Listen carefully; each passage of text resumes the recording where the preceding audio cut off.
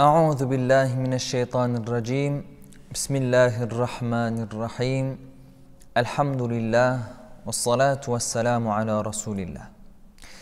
Chers auditeurs, aujourd'hui nous allons parler d'un sujet qui est beaucoup sous-estimé par nous les hommes.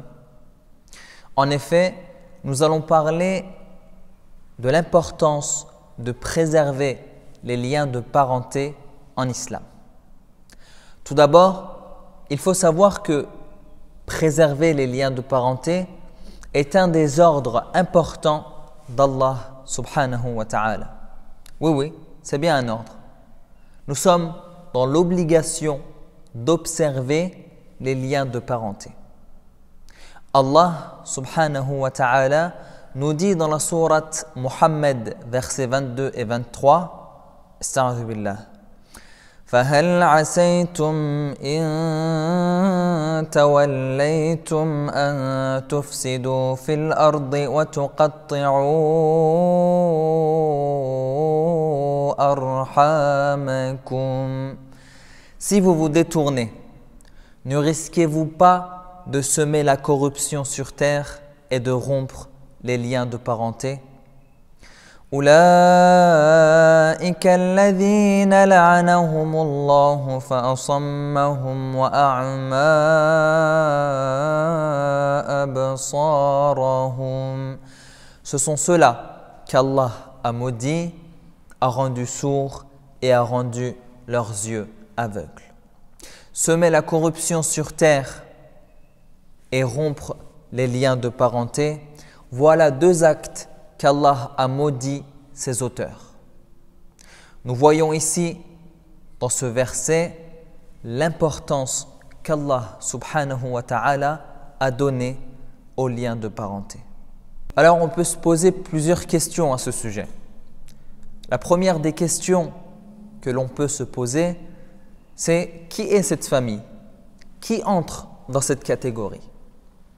Alors dans cette catégorie, nous avons père et mère, grands-parents, maternels et paternels, les enfants, les petits-enfants, les frères et sœurs et leurs enfants, donc nos neveux et nos nièces, nos oncles et nos tantes maternelles et paternelles et leurs enfants, donc nos cousins et nos cousines. Voilà avec qui nous sommes obligés d'entretenir nos relations.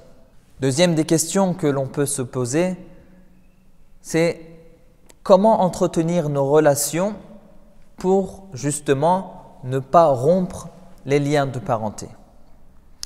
Préserver les liens de parenté se fait de plusieurs manières.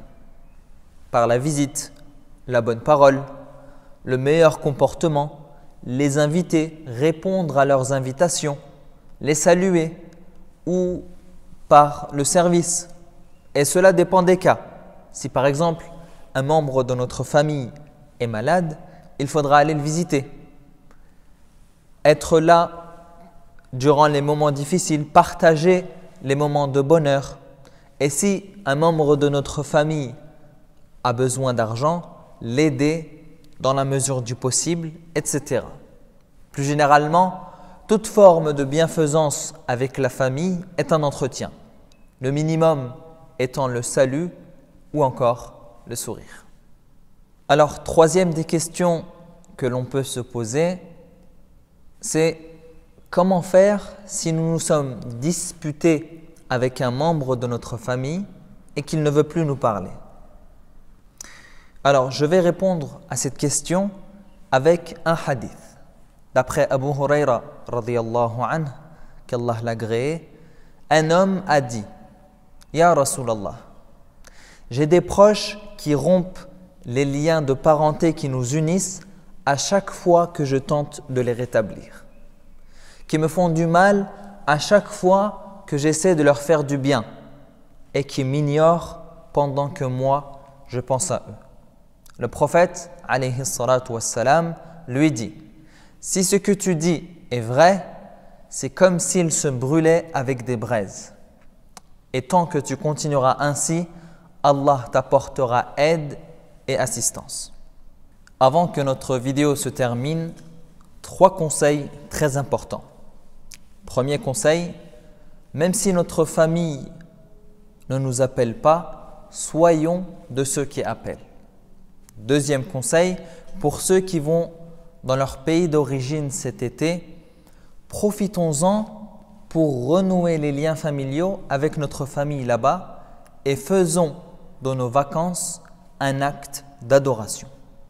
Et troisième conseil, pour ceux qui ont des enfants, apprenons-leur l'importance des liens familiaux. Qu'Allah nous compte parmi ceux qui préservent les liens familiaux. Walhamdulillahi Rabbil Alamin.